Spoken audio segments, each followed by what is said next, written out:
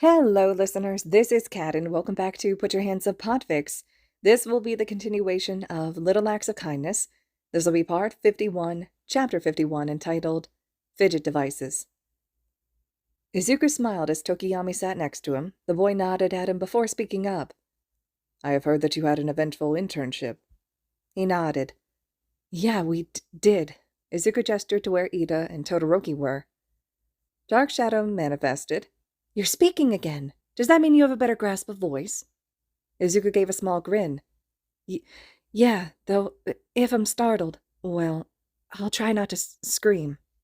Dark Shadow gave a small chuckle, then disappeared as Todoroki and Ida came over to stand near his desk. How are you, Midoriya? Todoroki questioned. I'm fine. How are you? Izuku asked, internally being very pleased with himself. He was stuttering less around his classmates. It was likely because he had broken the bonds that gave him trust issues, or maybe it was because he spent some time completely mute, or maybe it was because he had to be careful with how he spoke, so he didn't end up using voice. Yeah, I was pretty spoiled, though. I took down a villain all by myself. Kaminari's voice came from across the classroom where he was talking with Mineta. Jiro rolled her eyes. You take down a villain? Please. Don't lie, dunce like you couldn't even fry a fly. If anyone in this class had the best internship, it would be those three. Yeah, the hero killer, Sero called. I'm just glad you three are still alive, Kirishima said. But Endeavor came and saved you, right? That's our number 2 for you. Right. We were saved, Todoroki muttered. Izuku gave a nod. Ojiro turned to them. So I saw on the news that they think that the hero killer is connected to the League of Villains.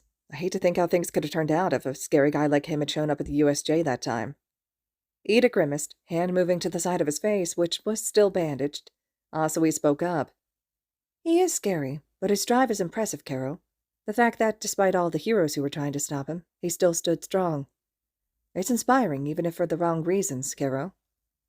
Sue! Yaoyorozu called out, her tone scolding. Izuku, though, turned towards Ida, who was shaking slightly as his hands curled into his shirt.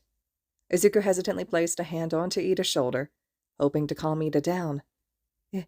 It's all right. We're in class. Ida took a deep breath and nodded to him, giving a brief smile as thanks. It's fine. I'm fine. It wasn't fine. Ida had lost his right ear. Ida smiled, looking at both him and Todoroki. I promised I wouldn't let Stain break me, he whispered for only the two of them to hear, before he turned towards Asui. He's certainly a man of conviction, so if some people think he's cool, I get that. But, Ida raised a hand and did a chopping motion. His convictions have led him to conclude that society requires a purge, and no matter what one's motives are, that's just wrong. Ida's back straightened, the entire class looking at him. I will become a hero that others can be proud of, one that will help our society become a place that we can be proud of, that won't let people become so infested in their anger that they feel becoming a villain is the only way to change it. Ida, Izuku murmured, impressed by his friend's conviction. Woo, you rock, Ida, Kaminari shouted. Yeah, that was amazing. Go, Ida! Various classmates had called out, as they clapped, cheering the now flustered boy on. Ida grinned for a moment, and everything started to settle down. Class is starting. Get to your seats, Aizawa commented as he walked into the room holding a box. Everyone took their seats and then looked at Aizawa-sensei, who put the box on the corner of the desk. The class looked at it curiously, wondering what was in it, as Aizawa-sensei shoved his hands into his pockets. Inside this box are different fidget devices. Come up and grab one if you want.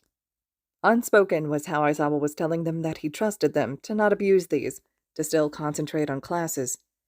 Kaminari was the first to get up, heading towards the box. A moment later he was holding something in his hand and he returned to his seat. That was the cue for other students to jump up and head over to the box. Izuku hesitated a moment longer, but got up and got into the queue that was forming. When he got to the box, he saw there were still a lot of different fidget devices left. There were marble mazes, fidget cubes, infinity rings, texture shapes, squishies, stress balls, bead bracelets, spinner rings, finger springs, glitter sticks, and fidget spinners. Izuku grabbed a gray textured cube and ran his fingers through some of the soft, stub spikes. Smiling a bit, he took the cube to his seat, running his fingers over some grooves. He glanced at it and saw that each side had a different texture. Aizawa looked at all of them after they were all sitting. During your internships, your mentor should have had you filling in paperwork if you went out on patrol. I will not ask you to write new reports, but if your mentor didn't have you write a report, then make sure you do it. Writing these reports is a good habit to get into for whenever you graduate." Izuku squeezed the gray cube a bit, reminding himself that he had written the 5-page report Aizawa wanted. He had spent part of his Sunday doing that. Even if Aizawa wasn't going to read them, Izuku didn't want to disappoint his teacher. The door slid open. Aizawa raised an eyebrow. "You're late, Shinso." "Sorry, I forgot I was switching classes today," the purple-haired boy muttered, hands in his pockets. "Grab a Fidget device if you want. Take a seat otherwise," Aizawa dryly stated. Shinso ignored the box and took the only available seat, a new seat that Izuku had noticed was added. "Ida, Yaoyorozu, during lunch today, would you fill Shinso in on the reports?" Aizawa asked, looking at the two. "Yes, Sensei," the two chorused. The bell rang and Aizawa left, going to teach history to his next class. A moment later, Mike came in carrying a box. "Another box?" Kaminari whispered, turning back to look at Kirishima and him. Izuku shrugged, as Kirishima said, "I don't know, man." Mike smiled. "Hello, everyone. Before we start English, I got something to hand out. I decided to have these made for you guys after the USJ, and they finally came in." He opened the box and tilted it a bit, and they could see black string and colored items. "These are called jewelry, in other words, chewable necklaces. Form up in a line, and I'll hand you each yours." Izuku got into position behind Kaminari, with Tokiyami standing behind him. They went forward, and Mike handed Kaminari a necklace with a black lightning bolt. Kaminari grinned and gave an excited thank you as he immediately put it on, before heading to his seat and sticking the end of the lightning bolt in his mouth. Izuku stepped forward, and Mike smiled at him, green spiraled eyes, peering over his tinted glasses as he handed a necklace with long grayish material. Grabbing it, the material easily seemed to fold into loops, and at that moment it looked like Aizawa's capture weapon. He sniffled as he looked up, beaming at Mike Sensei, knowing that the teacher must have picked it specifically because it looked like the homeroom teacher's capture weapon. Izuku headed to his desk, putting the necklace on, and hesitantly he put the end of the necklace in his mouth. Immediately, he could feel that there were slight ridges on it, so he started chewing. Izuku was surprised to find that he liked having the material to chew on. He glanced around the class, a bit self-conscious, but found most of his peers were also experimenting with chewing on their necklaces too. Though he saw that Bakugo had a clenched jaw, and Izuku imagined that Bakugo was trying to break it with his teeth. Finally, the line was done. Though he saw Mike go over to Shinso, holding one last necklace, and the boy looked surprised. "Now, time for class. Back to learning English." With that, Mike began teaching them. Soon the class came to an end, and ectoplasm came in. The teacher immediately dove into teaching math, but Izuku did notice how the cloning hero narrowed his eyes at some of the students with the louder fidgets, despite the fact everyone was doing their work. Next, it was Midnight Sensei, and she just smiled at them as they did their work. Finally, Cementos came in, and after about 10 minutes, he paused his lecture again. "I'm sorry, but could I ask anyone with a noise fidget to grab a silent one? The noise keeps distracting me," Cementos said, looking apologetic. A few of the students stood up, and it was Kaminari who apologized, saying he was sorry for distracting him. After a few minutes, the fidgets were exchanged for more silent ones. "Thank you, and how about I bring in some worry stones tomorrow?" The class nodded, and Cementos smiled. With that, the lesson continued on as normal. Then the bell rang, and it was time for lunch. Izuku walked out, Ida beside him, and Izuku realized his friend was intent on walking with him to lunch. "Hey, Ida, I'm having lunch with All Might today," Izuku said, looking through his fringe toward the taller boy. Ida smiled. "That's fine. I'll see you after lunch, then." Izuku nodded, and the two boys split paths as Izuku headed towards the teacher's lounge. He entered, and saw All Might there, in his normal form, messy blonde bangs framing his face. "Take a seat," he said, not looking up. The atmosphere of the room was tense, and Izuku swallowed as he hesitantly went to take a seat as All Might started talking. "You've been through a lot lately, and I apologize that I haven't been able to better help." Izuku waved his hands a bit. No, you've been helping just fine." All Might answered his calls, had gotten Gran Torino to help him, didn't pressure him to try and be an above-ground hero despite being his successor. "Before we start the conversation one for all, I heard the hero killer licked your blood." How? Yes, he did, but how did you hear that?" Izuku questioned. All Might chuckled. "My detective friend. Anyways, I wanted to let you know that you don't have to worry about the hero killer having one for all." Izuku's eyes widened. "What?" "Remember how I gave you the quirk?" Izuku nodded. He had to ingest one of All Might's hairs. His eyes widened as he realized why All Might thought he might be worried about the hero killer having One for All. Like I said, you don't need to worry, my boy. One for All can only transfer if its holder wills it to. Though it can't be stolen forcibly, it can be given to an unwilling recipient. It's a unique quirk in that sense, with a unique origin story. You see, One for All was originally derived from a different quirk altogether. What? All Might nodded. Now, some of what I'm telling you is what was told to me by my mentor, who was told by her mentor. Some of the information is stuff that I've experienced and seen.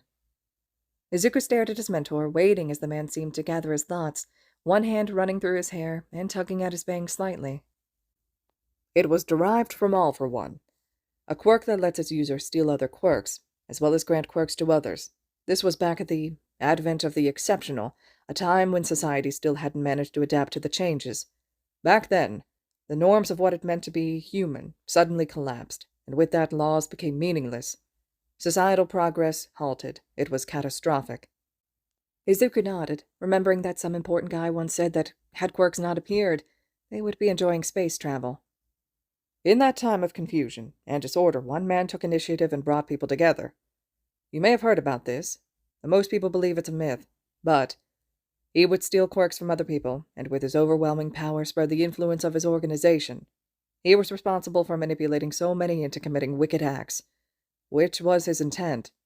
Before long, he had taken over Japan, a true lord of evil. Izuku tapped his fingers a bit, missing the texture cube he had put back into the box before leaving the class. I think I remember seeing this on the internet, but there was nothing in our textbooks, so I just took it as a legend. The textbooks don't tell you about what the Yakuza are up to either, do they? When a person has power, they instinctively seek a way to use it.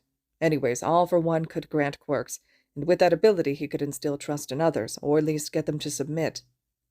Izuku frowned. How would granting people a quirk get them to submit? For his allies, he promised them quirks if they would follow him. For his enemies, they would do his bidding so he would take away the quirk which they saw would make them less than human. But if he gave them more than one quirk, they would become nothing more than puppets, unable to even speak, just like those Nomu. Izuku's eyes widened at the mention of the Nomu.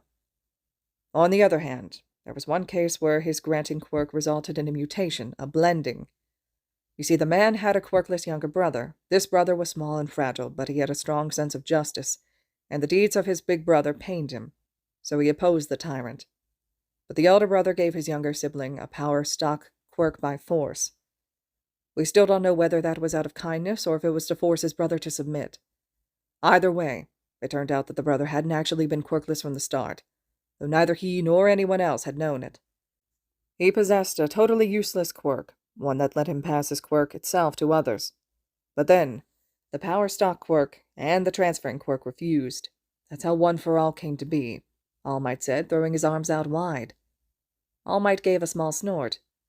An ironic tale, no? Justice is always born from evil. Izuku nodded, but after a moment, aware that time was slowly running out, he asked, Why mention this now?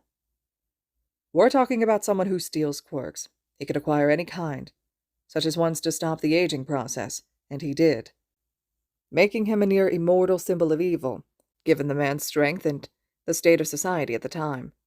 His defeated younger brother decided to pass the mission on to future generations, though it was but a shadow of what it is today. The power he passed on grew and grew, all in the hope that it could one day stop the older brother. Wait, if he didn't know about the transferring quirk, then how did he know to transfer the power? All Might shrugged.